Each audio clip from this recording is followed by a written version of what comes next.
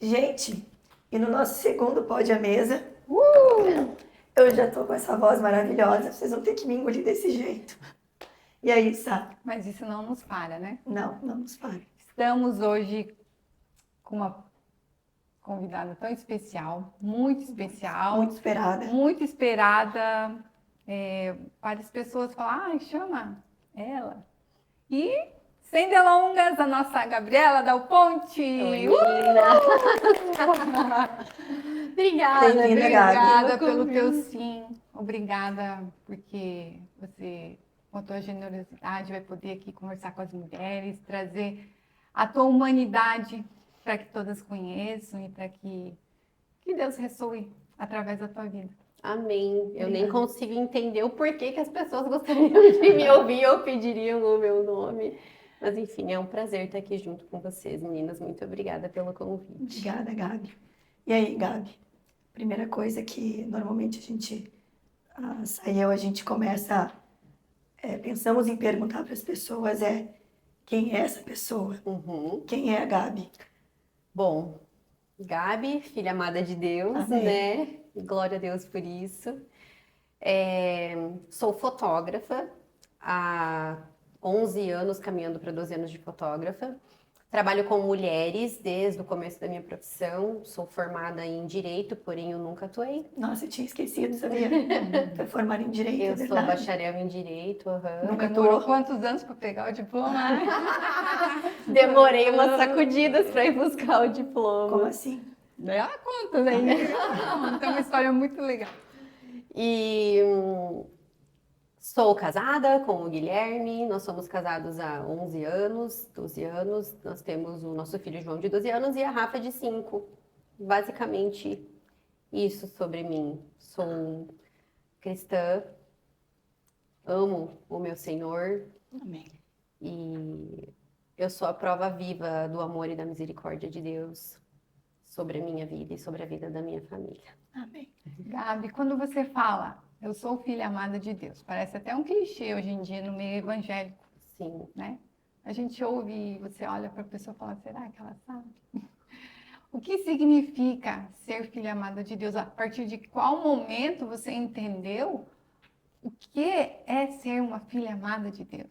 Eu confesso para você, Sá, que tem muito mais força da vontade de atingir a verdadeira verdade sobre isso, o tanto que eu reforço que eu sou uma filha amada de Deus, porque eu encontro tantos defeitos em mim, quando eu olho para mim eu só consigo enxergar falhas. Nós viemos no caminho conversando um pouquinho sobre isso, né? Que hoje de manhã na minha oração eu falei, Senhor, mas como que é possível o Senhor me amar desse jeito? Eu Como também passo por isso. por quê? Como que o Senhor ainda pode ter planos para mim? Como que o Senhor ainda pode querer usar minha vida, sendo que no mínimo que eu tinha que ser grata e ter visto o seu mover, eu não vi. Então, assim, eu repito porque eu quero de fato acessar a integralidade do que significa ser uma filha amada de Deus, mas só de eu lembrar aonde eu estava quando o Senhor me resgatou e olhar para minha vida hoje, isso para mim já é a prova 100% de que eu sou uma filha amada, porque eu acho que se eu tivesse que voltar para onde eu estava para talvez resgatar alguém, eu não teria coragem. E foi dali que o Senhor me puxou. Você disse, você não conseguiria resgatar alguém da onde Daquele você, lugar que eu estava. da onde você estava. Eu não sei se eu teria coragem de flertar com aquele lugar que eu tava, ou de pisar de novo naquele lodo, sabe? Eu não... Eu olho para trás e eu realmente, assim, eu enxergo que o Senhor, Ele me deixou livre para ver até onde eu conseguiria chegar com aquela montoeira de ideias erradas que eu tinha sobre a vida, sobre mim mesmo, sobre todas as coisas do mundo. E eu acho que Ele realmente, assim, me pegou quando já não havia nada mais na frente, a não ser o fim mesmo. E, bom, eu vou começar no começo. Uhum. Por que que foi tão difícil, profissionalmente falando, você se encontrar? Que a Sá comentou que você demorou para pegar o diploma. É. Você chegou a exercer. Como que você chegou até a fotografia? Eu comecei a faculdade, amando a faculdade, eu cresci ouvindo que eu seria uma boa advogada, porque eu sempre fui uma pessoa muito argumentadora, muito Aqui justiceira. na cidade. Isso, aqui em Cascavel, aham. Então, eu tinha vários protocolos para minha vida. Eu ia me formar, eu ia cursar faculdade, namorando uma pessoa que me amava e eu amava muito essa pessoa, e na formatura essa pessoa ia me pedir em casamento, e aí a gente ia viver o nosso noivado por uns 3 anos, e daí a gente ia noivar, e aí um certo dia eu ia contar, a gente ia se casar, e num certo dia eu ia contar pra minha mãe que eu ia parar de tomar anticoncepcional, e até eu engravidar, a gente ia na gaúcha, olha a bora e fica pensando como seria ter um filhinho. Vamos dar um corte pro trailer da minha vida, da vida real, porque assim, não foi nada disso que minha vida Você aconteceu. namorava o Gui? Não. Não. Engravidei do João com 3 meses de namoro com o Gui, no quarto ano de faculdade. Então, tudo é assim, parece que eu fui jogada de dentro de um helicóptero que tinha uma hélice só e com paraquedas que não abria, né? E 10 anos da minha vida foi uma queda livre total. Assim, profissionalmente falando, eu sinto que eu insisti um pouquinho em relação ao direito, eu tinha uma imagem sobre como que eu atuaria, né, dentro dessa área. Mas que quando eu entendi as dificuldades, não é só que eu não estava disposta, eu não me achava inteligente o suficiente para chegar onde eu queria Autossabotagem. chegar. E aí eu resolvi desistir. Eu não passei na OAB na primeira vez que eu tentei, na segunda vez eu estava tão nervosa estudando que eu esqueci de fazer a inscrição para a OAB. Entrei para a escola da magistratura, não gostei muito do. Em resumo, assim, eu comecei a me sentir incomodada, que eu precisava de uma prova para definir quem eu era. E aí eu falei, não, não quero mais. Meu marido trabalhava com fotografia na época, não era a fonte de renda principal, mas eu pensei, bom, já que eu estou no meio jurídico, então eu vou começar a fazer a parte de contratos para ele, como se a gente tivesse muito contrato para fazer. E sobrou uma câmera um dia, ele me levou para um casamento, falou, vamos ver o que sai. Tira umas fotos, né? Tipo, ele não tava contando comigo, ele só falou, vai. E quando ele olhou as fotos, ele falou assim, nossa amor, eu acho que você tem jeito pra isso.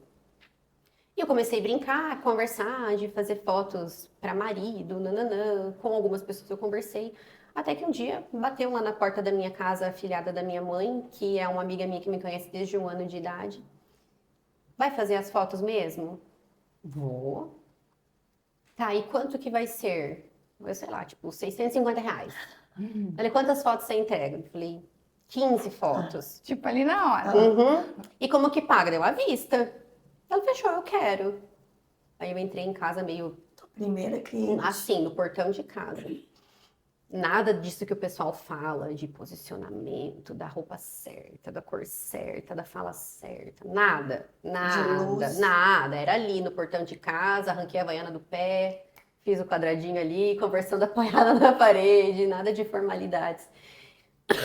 Quando eu entrei para dentro de casa, contei pro meu marido, né?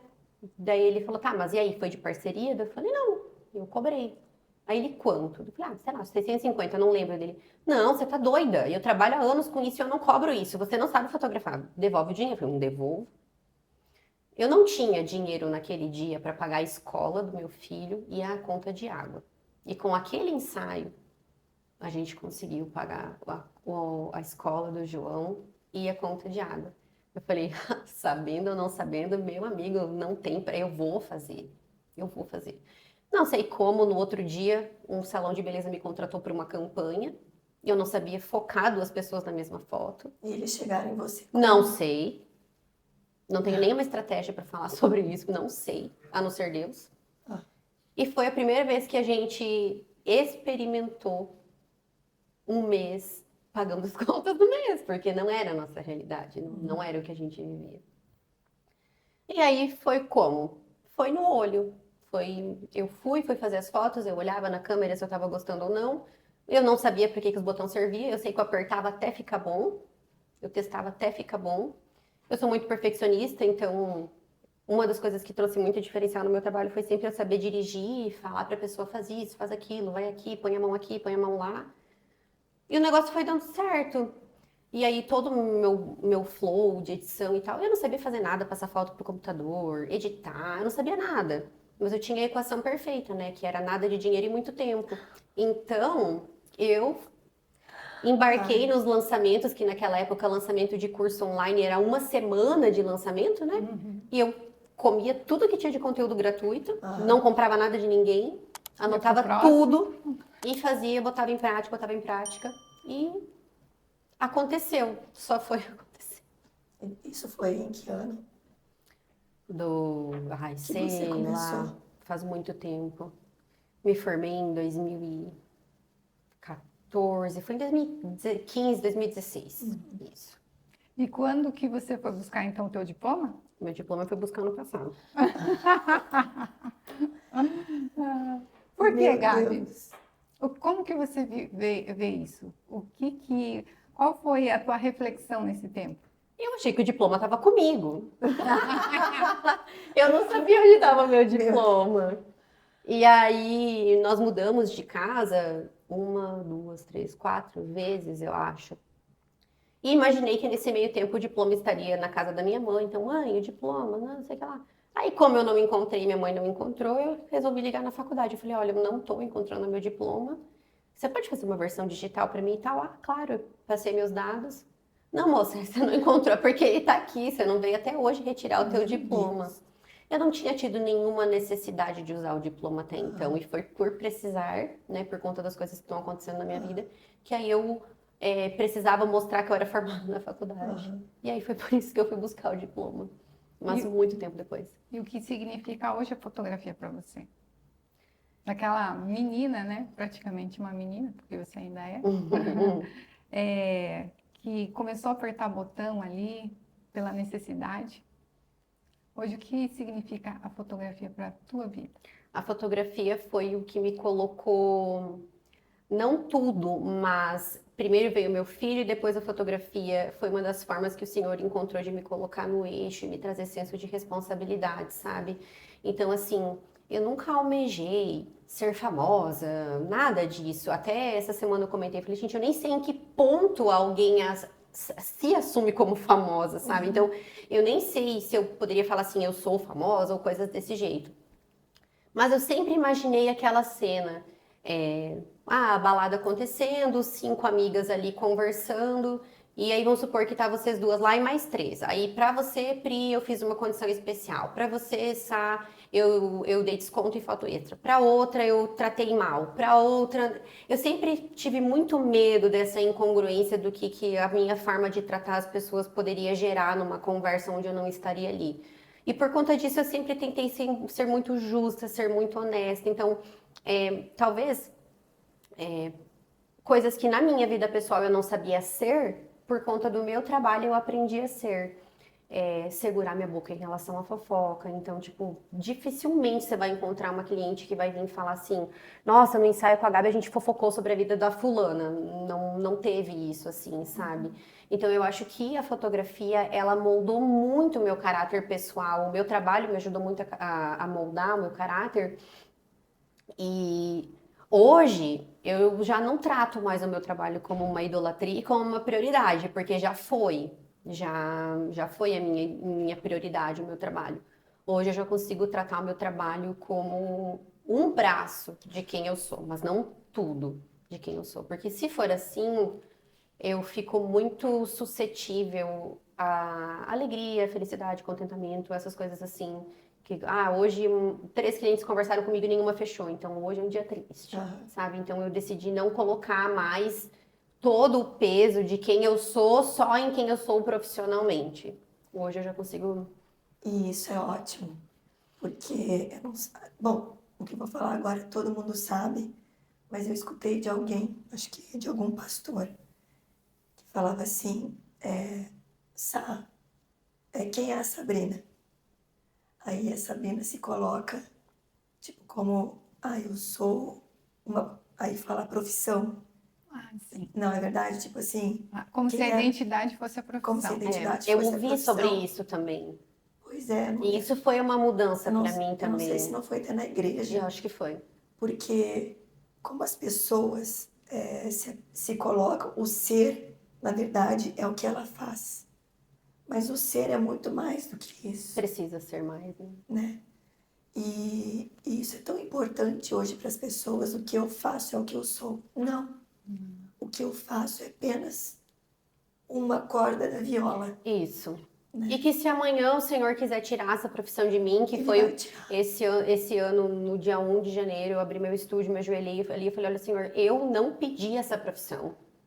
Eu não fiz nada para virar essa profissional. Então, tipo assim, não teve dedicação? Teve, mas enquanto o bote tava andando, entendeu? Não teve assim, meu Deus, sabe, um Sim. preparo, um foco. Eu não. Eu fui colocada num barco que estava indo e eu peguei os remos e remei enquanto estava acontecendo. Então, eu entreguei. Esse ano eu consagrei assim para o Senhor. Falei, olha, Senhor, essa profissão foi o Senhor que me deu. Na hora que o Senhor quiser tirar de mim, tá tudo bem também. Sabe? Porque eu não posso a vida toda achar que eu sou quem eu sou só por causa da profissão você que faz. eu tenho. Sabe? Eu tenho certeza que se eu não tivesse sido fotógrafa, tudo isso que meu caráter foi moldado, ele poderia também ter sido moldado através de uma outra profissão. Mas acontece que foi essa que se desenvolveu, entendeu? Mas meio que na tua vida as coisas giram dessa forma, né? Sim.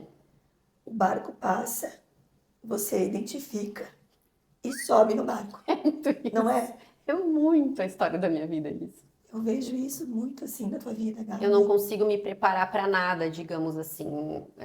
Parece que Porque o teu primeiro filho, quando você engravidou, não estava nos teus planos. nem a segunda. Nem a Rafa, né? Aham. A Rafinha também não. Não.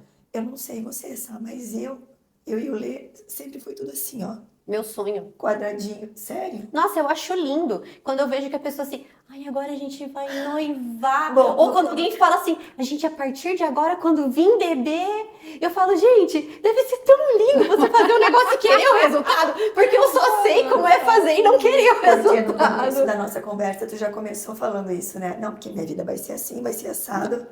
E não Nunca. foi nada disso, né? Nunca. E por que será? É. Você já pensou, nem pensou sobre isso? Eu acho que porque eu tenho uma visão talvez muito limitada do que o Senhor pode fazer na minha vida, sabe? Eu acho que meus planos, eles até são bons. Tu acha isso de verdade? Eu acho que Deus ele tem muito mais do que aquilo que eu penso. Mesmo que o que eu penso é bom, mesmo que o que eu penso é legal, mas eu acho que mesmo que as coisas não saíram como eu planejava, não significa que ele não teve bondade para sim, comigo, tá, entendi sabe? o que tu quis dizer. E beleza, o meu planejamento ele era bem ok, ele é bem padrão, é meio que o que todo mundo sonha. E eu acho que Deus ele faz comigo um negócio meio, tipo, eu vou fazer diferente. Vou fazer Será que é porque você tem um perfil bem organizado? Você é super organizado. Uhum. Eu quero que você conte Sim. para nós sobre o teu caderno de oração. Compartilha, que é muito legal Não tô também essa sabendo, história. É essa não muito sei. legal. Tá. Você acha que então, talvez você pular nesse bote é por conta de que o Senhor quer mexer na sua estrutura de organizada? Pode ser. Pode ser. Ou ele pode, por exemplo, querer usar essa organização para honra e glória dele e não para minha própria honra e glória, sabe? Então, agora em julho, dia 16 de julho, vão fazer 3 anos que eu e a gente se batizou, né? Então, bebês na fé, não tanto, já caminhando, né? A gente serve na igreja, somos líderes de GA, mas eu ainda considero a gente muito jovem no conhecimento, né? Eu não canso de estudar e o estudo, inclusive, é uma coisa que o Senhor colocou no eixo. Então, eu sou autodidata, eu amo estudar. E depois que eu conheci o Senhor, ele pegou e falou assim, ok, agora eu vou te colocar para estudar coisas que vão edificar, né? Que é o estudo da palavra. Eu amo, amo, amo, amo estudar, amo fazer curso. Enfim, e eu estava percebendo que eu não tinha eu não lembrava por o que eu orava. Eu não tinha um pedido específico, eu não tinha uma causa específica e tal. E aí eu decidi separar, então, nas 7 áreas da minha vida, uma página para cada área da minha vida, e para cada área da minha vida um pedido específico que ia ser o meu dobrar de joelhos dali para frente. E você pode falar? Eu não lembro. Essa de... tá no caderno. Mas é tipo assim, ó, Esqueceu de pedir família. pra ela trazer o caderno. Eu nem sabia que eu ia falar, Ó, eu não sabia ó, que ia chegar no meu caderno. família, amigos. Amigos, financeiro, trabalho. Eu posso depois mostrar, mas encontrar. sete São as áreas. 7 áreas, que foi em algum livro que eu li que separava as 7 áreas da vida. Então eu peguei para cada folha uma área e para cada área um versículo para ancorar. Para cada área um pedido específico para acontecer e uma oração que eu escrevi. Eu não consegui fazer isso tipo em um dia só, mas eu fui estruturando a oração para cada área da minha vida. E para eu ter uma rotina de oração, porque eu não sabia, eu não tinha isso, então todo dia aquelas eram as minhas orações. Então, para a área, para família era essa, para filhos era essa, trabalho era essa, e eu fui assim. E aí depois eu comecei a fazer os meus pedidos gerais de oração numa folha.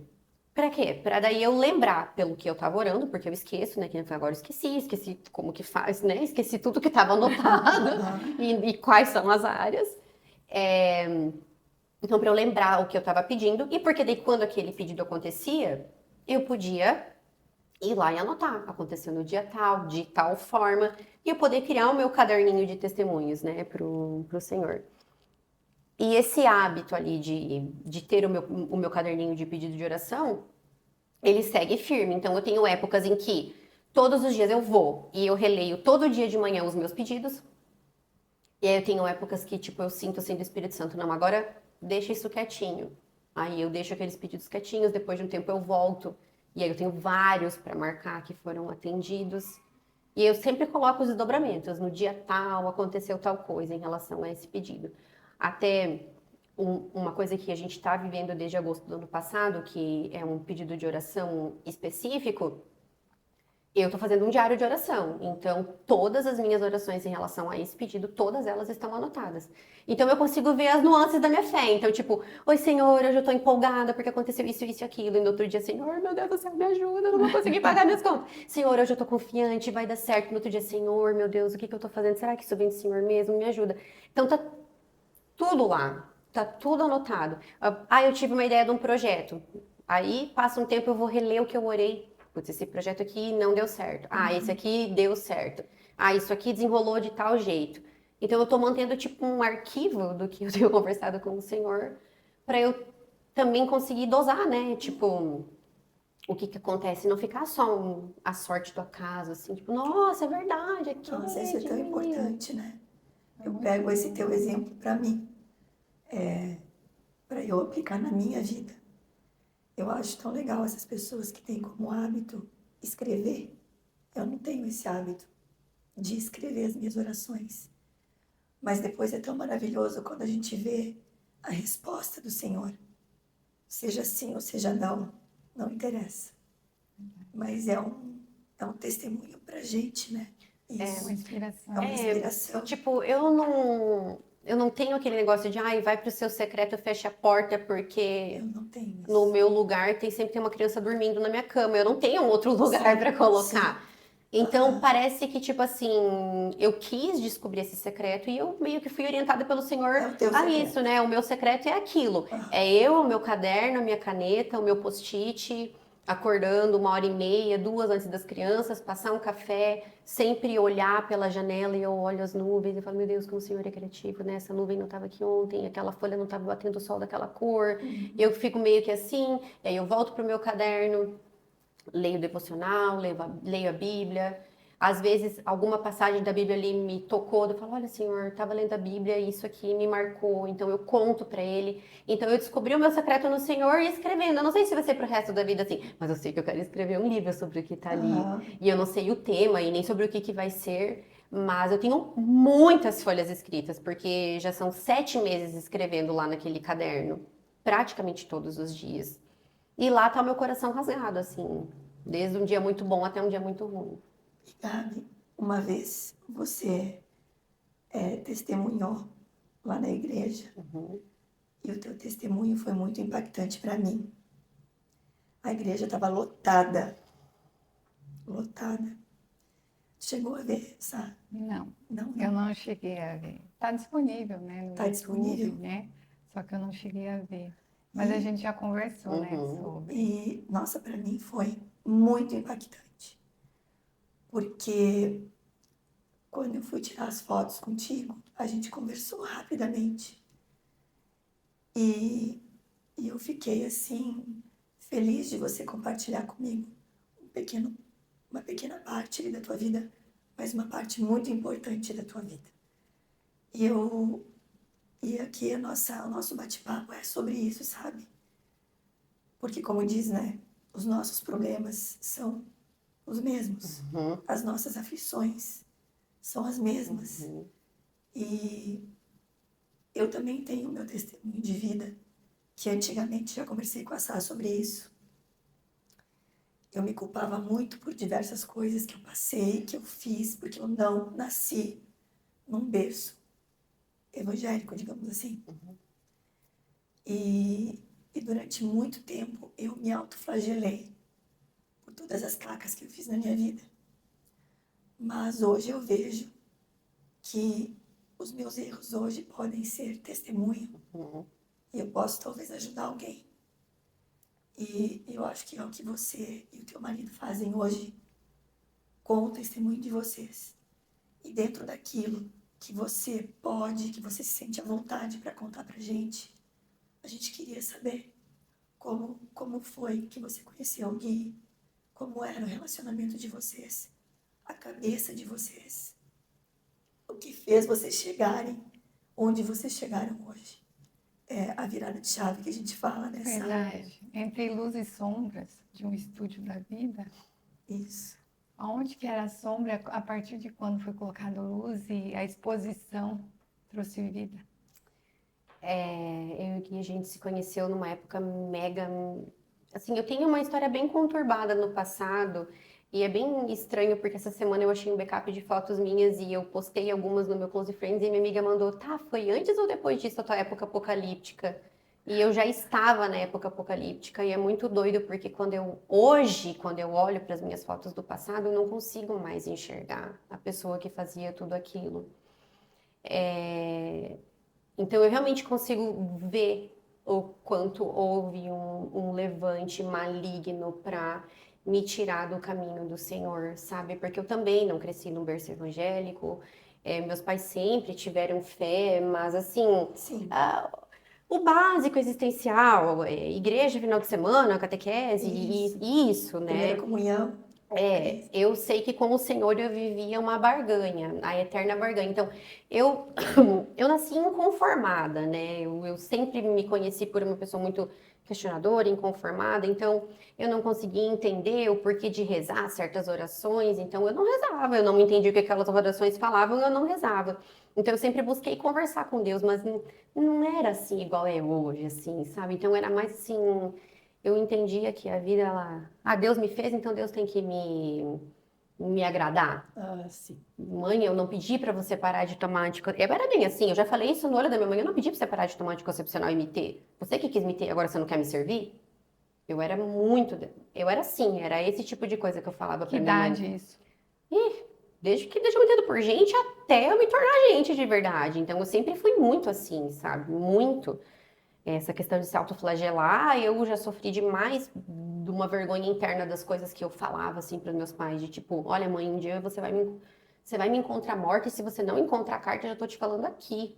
A culpa é tua, sabe? Eu judiava assim emocionalmente do meu pai e da minha mãe. Mas enfim, eu e o Gui, a gente se conheceu numa época em que eu estava muito ferida emocionalmente por um relacionamento anterior. E eu sempre sonhei em casar. Então eu sempre vi que eu precisava ter um homem, precisava de um marido. Meu sonho era ter alguém junto comigo. Eu olhava minha mão dirigindo e pensava, meu Deus, quando que eu vou ter uma aliança? Eu preciso, sabe?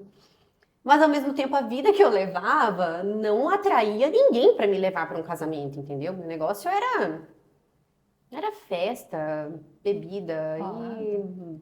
e dali para menos, assim, né? Eu falo que não foi fácil ter a reputação que eu tive. Eu fiz jus à reputação que foi criada em cima de mim, né?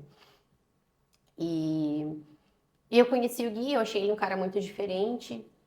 E a gente começou a ficar, e logo a gente começou a namorar. E eu era aquela pessoa que eu gostava de fazer a pessoa gostar de mim.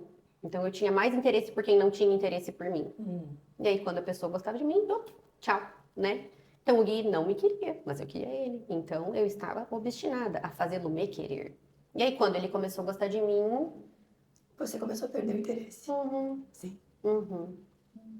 E não é que eu estava desconfiando que eu estava grávida, mas eu já tinha feito uns 7 exames de farmácia.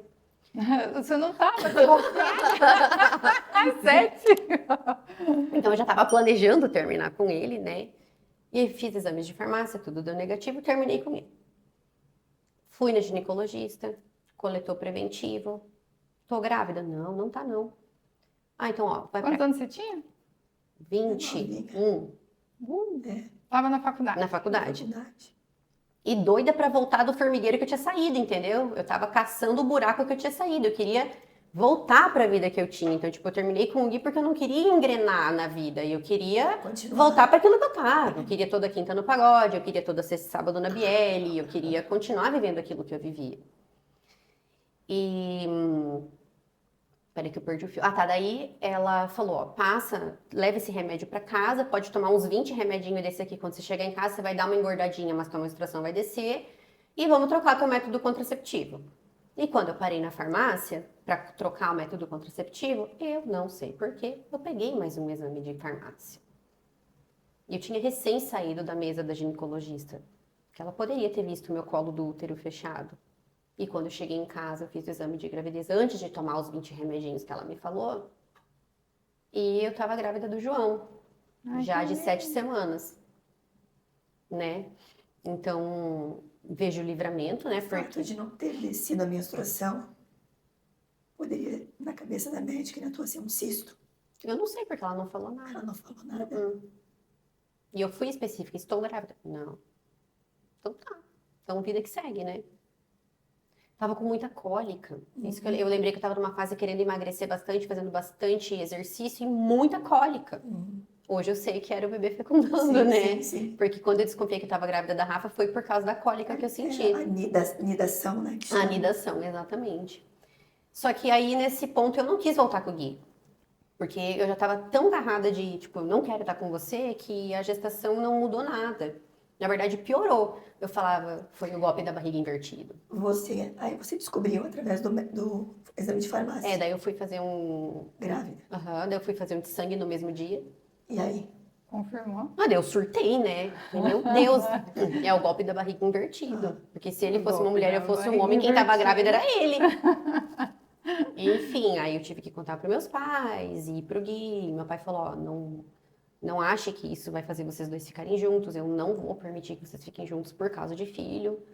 Então, vida que segue. E eu fiquei com muita raiva do Gui, muito ranço. Então, assim, eu não deixava ele saber da minha vida. Eu não deixava ele participar de nada. Se nós duas fôssemos amigas, por exemplo, e eu sonhasse que vocês conversaram com ele, eu rompia a relação. Eu não queria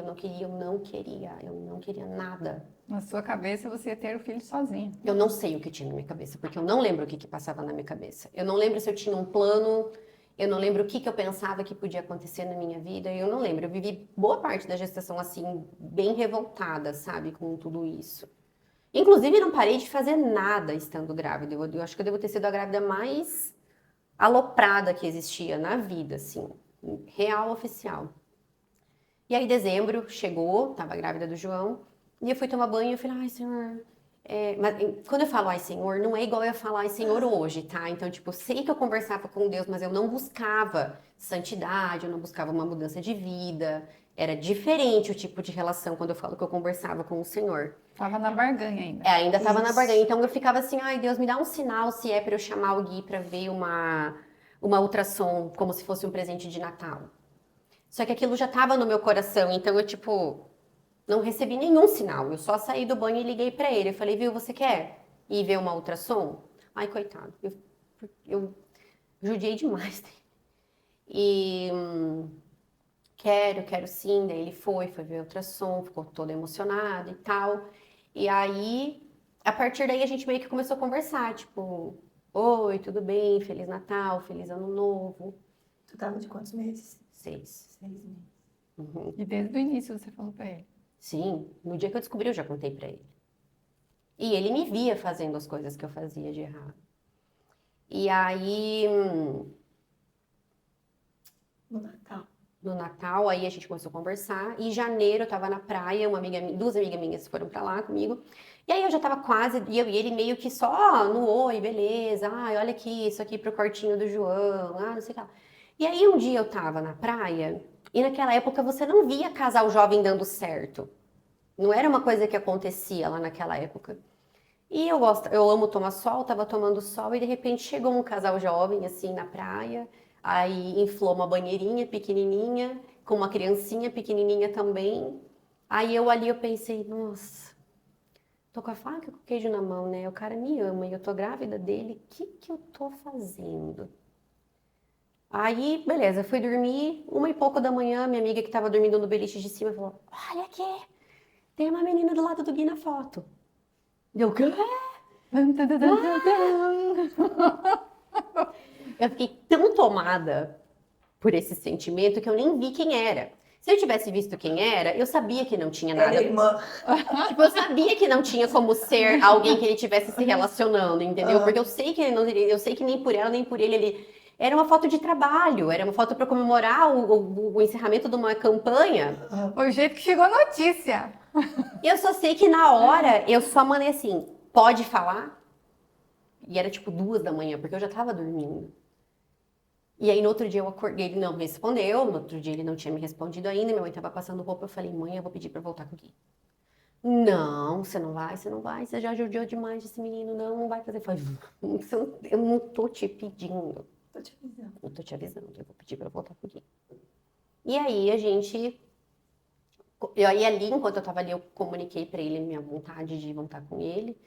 Ele realmente estava embarcando num relacionamento, mas não era com a pessoa daquela foto. E que daí, quando eu falei com ele, ele já encerrou com aquela pessoa. E quando eu voltei de viagem, a gente voltou a conversar, a se relacionar. Então, em janeiro, eu voltei de Floripa. E em março, o João nasceu. E aí foi que a gente começou a ficar junto. Nesse meio tempo, aí teve uma questão que a gente teve que resolver antes do batismo dele, porque eu era bem vida louca, então me relacionei com mais pessoas, então tinha uma nuvem ali sobre quem era o pai do João, então a gente teve que passar por isso também. E E passaram bem. foi difícil, foi muito difícil, mas tudo se encaminhou. E aí o João nasceu, aí a profissão chegou, e aí a nossa vida começou a se desenrolar. Quando você fala ficaram juntos, vocês foram morar juntos? O Gui ficou morando ali na casa da minha mãe, comigo e com o João, por 11 meses, e daí depois a gente foi morar numa outra casa. Aí a gente foi se casar em 2015, 2015, a gente se casou em setembro de 2015, mas aí a gente já estava morando E juntos. você foi gostando dele? Você percebe a partir de quando nesse relacionamento você, oh, nossa, mas ele é um cara legal. Eu sempre soube que o Gui era um cara legal. Eu sempre soube que ele era diferente, porque o Gui, ele tem uma coisa que eu nunca tinha conhecido antes através de nenhuma pessoa. Ele é prestativo. Aquele tipo de prestativo que quando a pessoa sai de perto, ele não vira o olho. Ele não reclama. Então, eu achava, tipo assim, meu Deus, da onde que teus amigos te chamam pra ir carregar lenha da casa do vô deles pra levar lá no Cafundó do Judas e você, tipo, vai, faz e volta de boa. Eu não conhecia isso. Eu sempre soube que o Gui era muito bom, sempre soube. Nessa questão do amar, a diarista da minha mãe, ela é cristã. Quem era diarista naquela época, uma pessoa muito querida. E um dia ela chegou para mim e ela falou, Gabi, o amor é igual à grama. Você vai ter que sempre regar. Você não pode colocar uma lona em cima da grama. Se você colocar uma lona em cima da grama, vai morrer. Então, aquele dia eu entendi que eu era responsável por quem eu iria amar e que tipo de relacionamento que eu ia nutrir. Então, quando eu e o Gui a gente começou, eu era doida por ele. Mas quando a gente voltou, ele foi a minha escolha, entendeu? Tipo, eu escolhi amar Escolha ele. consciente. Eu escolhi colocar tijolinho por tijolinho, sabe? E permitir viver tudo isso. Então a gente foi aos poucos, assim, sabe? Conquistando algumas coisas. A gente é bem de boa, assim. Não é dono de um monte de bens, nada Estão construindo, disso. né? A gente está construindo. Não é o nosso foco principal, mas a gente. Que sonho que vocês têm para a vida de vocês? O sonho é a gente, tipo, um dia bem velhinho, olhar um para o outro, assim, talvez sentada numa cadeira de balanço, numa vista bem bonita, e só olhar um para o outro e falar assim: valeu a pena, sabe? O que eu quero, aonde eu quero chegar com o Gui é ali. Eu sei que eu sigo nutrindo, eu sei que eu sigo tirando a lona de cima, e eu não sou uma pessoa fácil, e nem romântica, e nem carinhosa, e já errei demais com ele também, já errei muito. E quando eu comecei a ir para a igreja, e antes de ir para a igreja, na verdade, na época de catequese, sim, quando foi apresentado os pecados, né? E eu tinha lá, sei lá quantos anos, poucos anos, dos poucos anos de vida que eu tinha, da lista de 10 pecados, eu tinha 7. Eu falei, é só do diabo, não tem como. Eu já tinha certeza disso. Então eu cresci assim, eu sou do capeta mesmo, porque se eu tenho 10 anos, tem 10 pecados e eu já fiz 7, sobrou só 3 para eu terminar de cumprir a lista, talvez eu consiga morrer sem matar alguém, mas o resto eu não sei, não garanto que eu vou conseguir. Nossa, tão pequenininha, pensando. Eu já pensava muito isso, muito, muito isso. Porque eu sempre fui muito de me culpar, muito de me punir, muito de me. Sempre a culpa foi minha, sempre a culpa foi minha por tudo.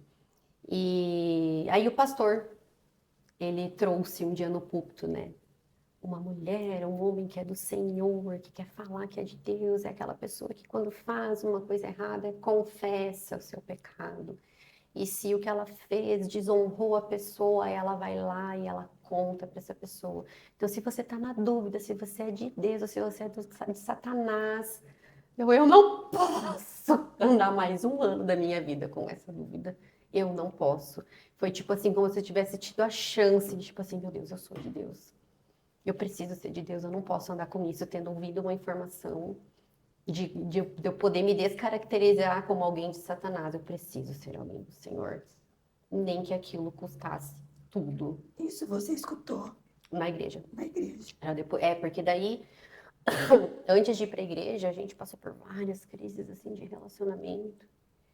Até a última, né, que foi quando o Gui pediu para se separar de mim, e eu nunca imaginei que ele fosse pedir. Pensei, eu sou a última bolacha do pacote, como assim? O lacre tá querendo falar para a última bolacha o que vai fazer. Tá tudo errado. Como assim? Onde que Que horas? fez isso? Que horas que essa pessoa achou que ela tem o direito de... E aí que eu levei uma sacudida, assim.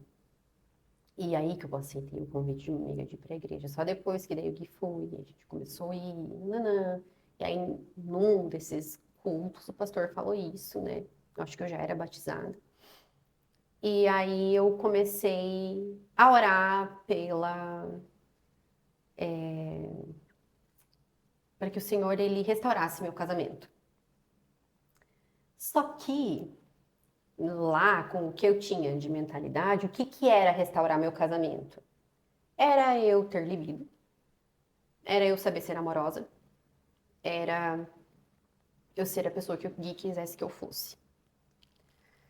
Deus não me deu nenhum spoiler do que significaria restaurar meu casamento. Porque eu acho que se ele tivesse me dado uma brechinha do que seria, eu não ia ter coragem de fazer o que precisava ser feito. Então, eu fui orando para o Senhor restaurar meu casamento, e aí tiveram palestras de casais lá na igreja, de pessoas que passaram por processo de traição e de confissão, e eu realmente fui convencida de que eu precisava confessar. Você foi convencida por alguma pessoa em específico? Não, Por quem? por Deus, pelo não sossego, porque eu não conseguia mais fazer nada sem espírito, né? pensar nisso. Aquilo era era o primeiro pensamento do dia e o último pensamento do dia, e tudo que eu fazia pensando nisso. E como uma boa cumpridora de metas, eu marquei um aconselhamento com a pastora Claudinha, porque eu queria que ela me falasse assim: você tem que fazer isso, tem que ser desse jeito e nesse dia. E foi isso. Não. O que aconteceu? Como foi? Pode falar? Uhum. Gabi, tem pessoas que vão precisar confessar e pessoas que não. Claramente você está aprisionada nisso, não vou ter como te dizer o que falar, como falar, nada. Mas ora para o Espírito Santo preparar o coração do Gui, preparar o seu coração, preparar as palavras certas, o momento certo e confia que ele vai te guiar. Então, além de eu orar isso, eu orava, pelo amor de Deus, não revela para ele, não revela, me dá tempo para eu poder contar. Tipo, tenha paciência comigo, eu quero. Então, deixa eu contar.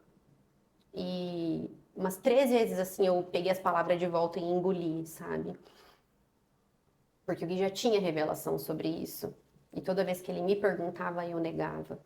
Então, tava, assim, o que Deus poderia se comunicar com ele, estava tudo na minha mão. E toda vez que ele vinha para confirmar comigo algo que tinha sido revelado, eu fechava aquela porta. Porque aquilo me atingia. Então, o jeito de eu agir estava travando até a forma do Gui poder avançar no Senhor, né?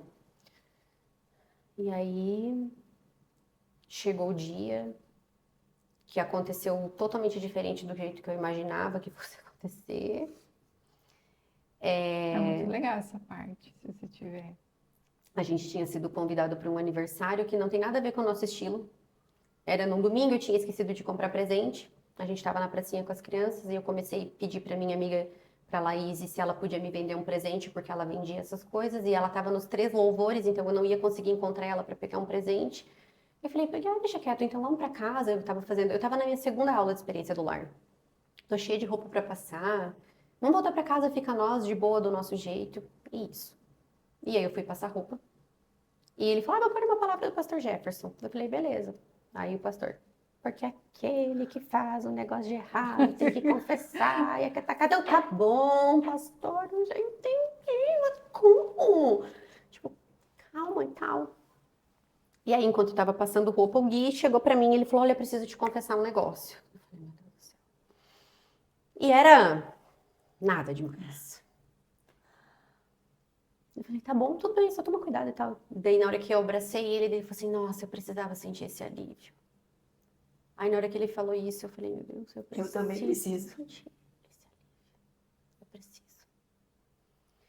E aí, o Espírito Santo falou, é agora. Eu falei, não é não. É agora. Eu falei, não é. E aí, eu já chorando e chorando baixo pro Gui não me ouvir, porque eu não queria que ele viesse conversar comigo. Eu queria eu chamar ele pra conversar.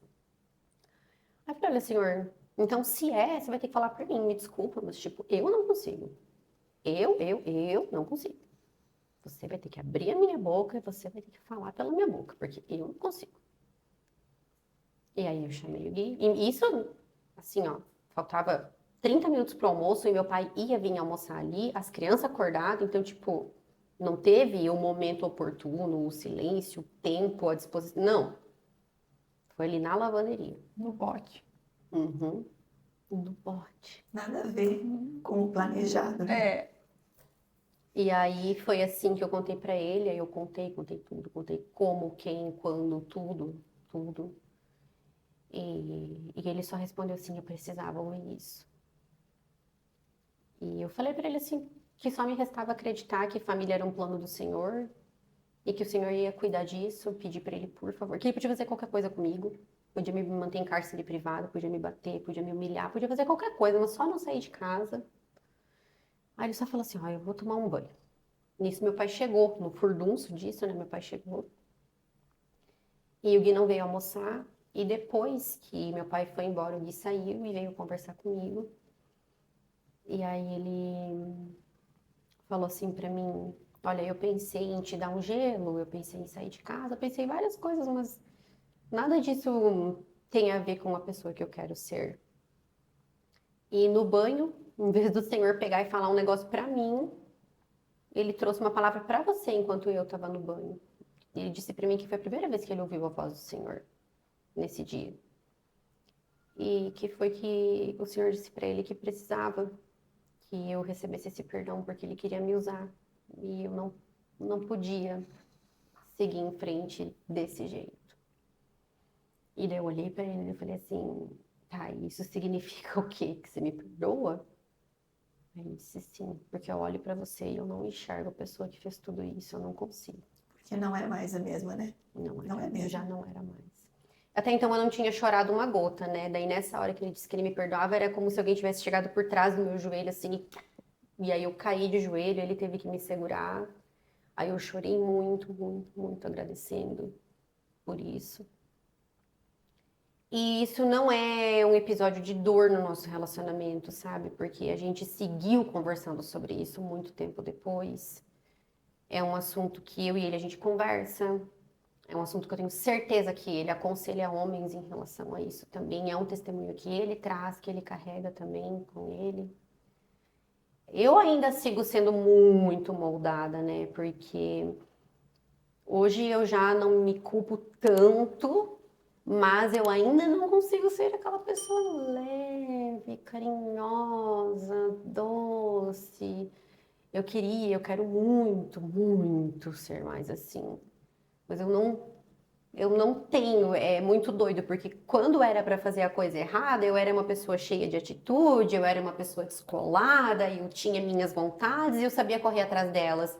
E hoje eu assim, putz, agora eu tenho um marido, uma pessoa que me ama, que sabe, agora sim, sabe tudo sobre mim. Eu posso dizer que a pessoa que mais sabe tudo sobre mim é o meu marido. Não tem ninguém, nem confidente, nem ninguém. O Gui é a pessoa que mais sabe sobre mim.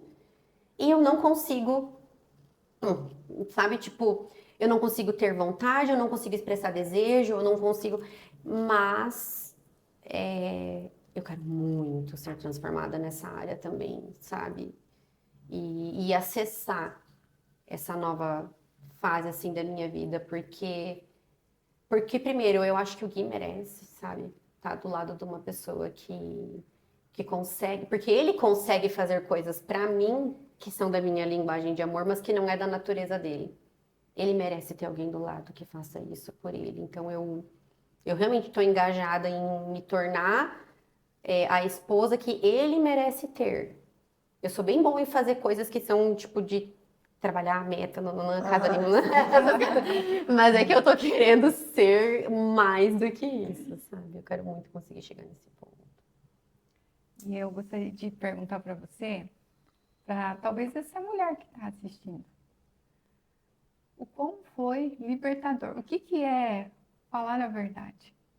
O que significou assim, né? Essa exposição, o que significou na sua vida e o que você experimentou após essa exposição? A minha vida não estava mais na mão de ninguém. Então não importava, eu podia sair jantar, ninguém ia me encontrar e falar alguma coisa. O Gui pode ir trabalhar em qualquer lugar, ninguém na hora que ele tivesse 5 minutos livre ia chegar para contar alguma coisa para ele. Ah, o que aconteceu? Encontrei a pessoa já num hotel. Aquela história não tá mais só entre eu e aquela pessoa, sabe? A minha vida foi arrancada da mão de quem podia me manipular com aquilo, aquela chave dourada, brilhosa da minha vida, da minha felicidade, do meu pensamento, ela foi tirada, foi arrancada da mão de quem podia usar isso para o mal e colocada na mão de quem pode usar isso para o bem. Não tem nada que pode mudar o que eu fiz, mas o que eu fiz na mão do Senhor pode se transformar em algo bom para nós e para as outras pessoas também. Então, por isso que eu não tive problema de testemunhar isso para mais de 800 pessoas lá no púlpito. Não tenho problema que esse testemunho esteja no curso de casais lá da igreja. Porque realmente, assim, ó, hoje eu ando extremamente convencida que as coisas de Deus, só quem é de Deus vai entender. Se a pessoa escutar a minha história e me julgar e não conseguir enxergar Deus nisso, eu sinto muito, mas é porque Deus não tá nela, Exatamente. sabe? Ela não conheceu. Não, ela não conhece o Deus que eu sirvo. Só vai conseguir enxergar o Deus que eu sirvo, a pessoa só vai conseguir enxergar se aqui esse Deus que eu sirvo estiver no coração dela. Se você tá ouvindo essa história e você não tá conseguindo enxergar Deus nisso, sinto Até muito. porque não há um justo sequer nesse mundo. E não é porque hoje nós estamos transformadas que nós não vamos mais pecar, errar. Isso não, infelizmente, o pecado habita na carne. A carne milita contra o espírito. E é só no Senhor, de fato, é que a gente consegue ser um pouquinho, né? Um pouquinho do Ter que a chance, ter né? a Pelo chance menos, né? de sermos dignas de louvar o Senhor. Porque, gente, É porque só através do sangue de Jesus é que nós somos Só. livres, nós somos libertas, nós somos salvas, nós somos santas, nós somos sacerdotes e nós somos justas. Não importa o que Não falem. importa. O sangue pago lá na cruz nos faz sermos Exatamente. tudo E isso. eu falo isso porque, assim, ó, no domingo passado,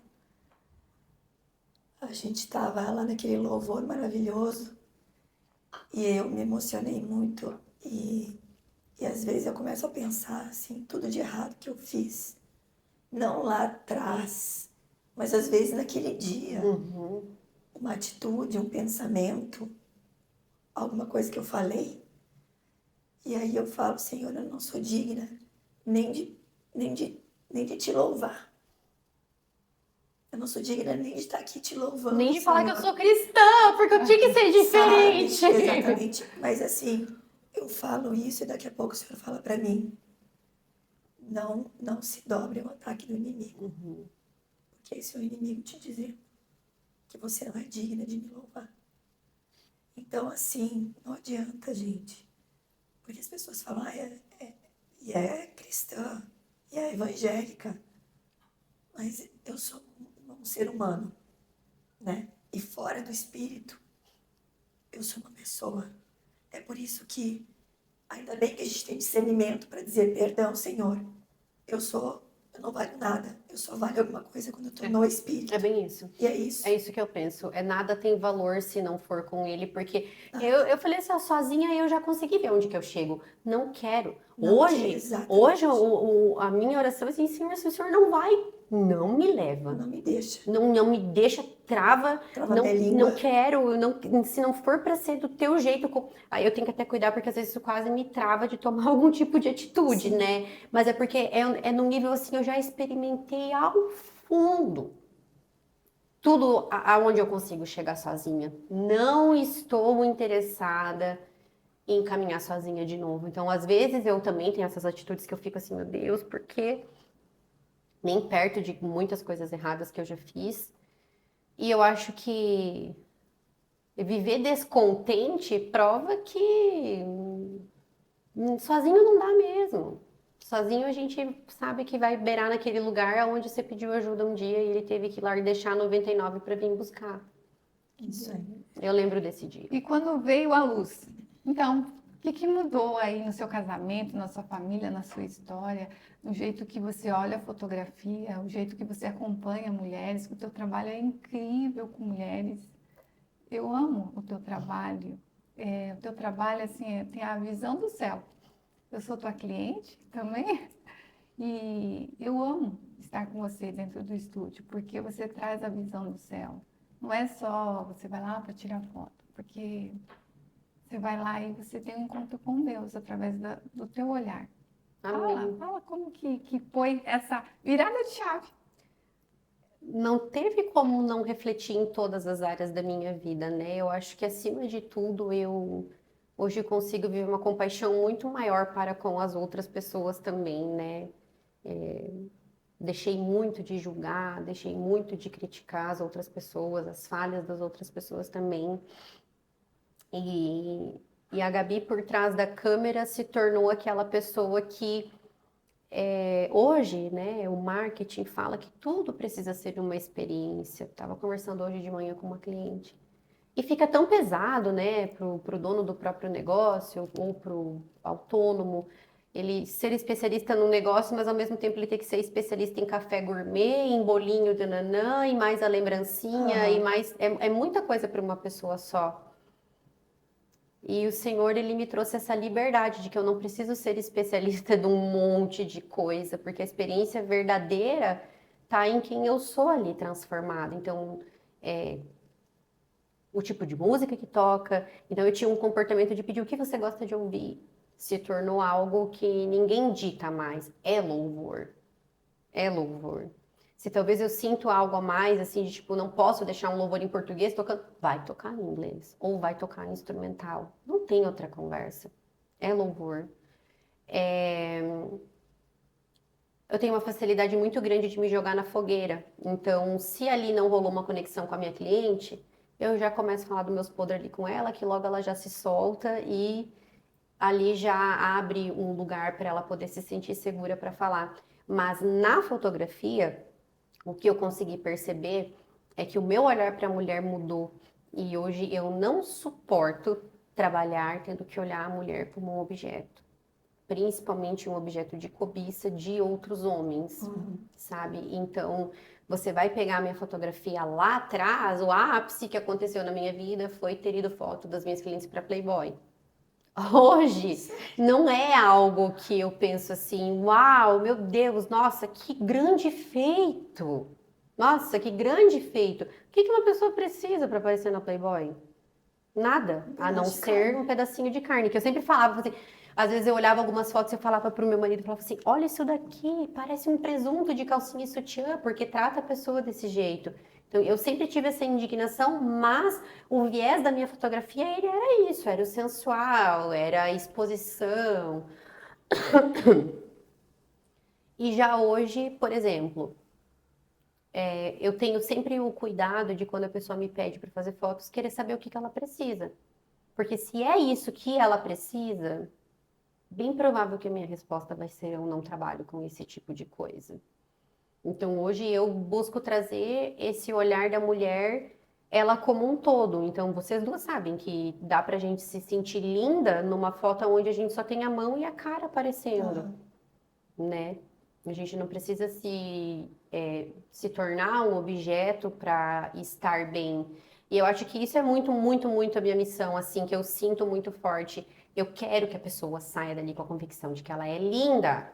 Beleza, você pode não ser igual a outra, mas você é linda. Talvez você só não sabe teu ângulo, ou talvez você só não sabe a dose certa de onde erguer a mão, baixar a mão. A gente não tem obrigação de saber isso. Quem tem obrigação de saber isso é modelo. De resto, a gente ali é tudo gente igual. Me coloca do outro lado da lente para ver o que sai. Eu também não sei fazer. Só sei mandar. Agora, fazer, eu não sei fazer. E é isso. E eu quero que a pessoa, ela faça as pazes, assim, com quem ela é. Porque o jeito que a gente se vê impacta demais na forma da gente viver, sabe? Acho que Os nossos diretores já estão nos pressionando aqui. Ai, Mas, Gabi, obrigada, viu? Pelo teu testemunho, por ter se disponibilizado para vir até aqui conversar com a gente. verdade. Aberto o seu coração Isso.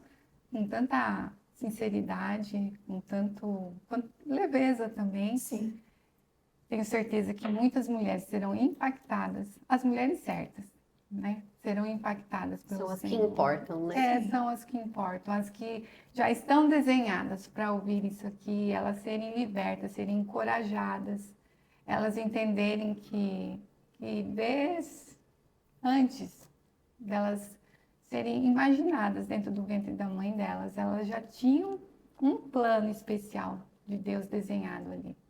Nada por acaso. O Senhor sempre está ali, querendo que você volte. Que nem você falou, deixa as 99 e vai atrás da ovelha perdida. Há uma esperança, há uma expectativa. E esse podcast é para isso, para levar esperança, expectativa de nova vida, de reconciliação, de um novo tempo. E agradecer. A gente sabe que a tua agenda sempre está cheia, a gente fica tão feliz que você realmente veio, aceitou, disse sim. e a gente espera que esse episódio toque as mulheres, né? Toque os corações. Obrigada, Gabi. Obrigada a Obrigada, vocês, tá? meninas, por esse espaço Obrigada. seguro para mim e para quem vai assistir também. Ai, que bom. E meninas, se vocês gostaram, por favor, encaminha para aquela amiga que você sabe que vai gostar. Compartilha, curte e Até a se inscreve próxima. também no nosso canal. Isso. A gente está aprendendo. Beijo. Tchau.